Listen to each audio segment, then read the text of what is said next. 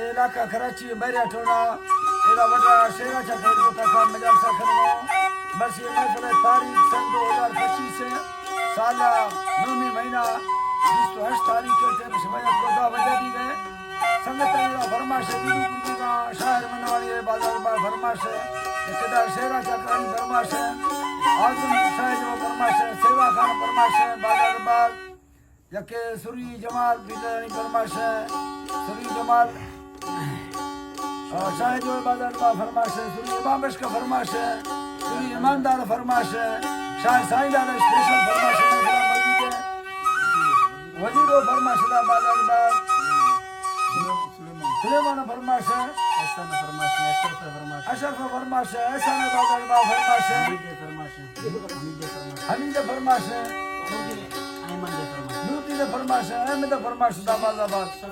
शफी फरमाश है अलकदा अली सेंटर बाजार बा फरमाश है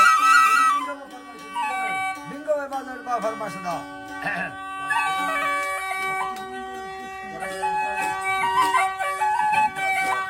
Ay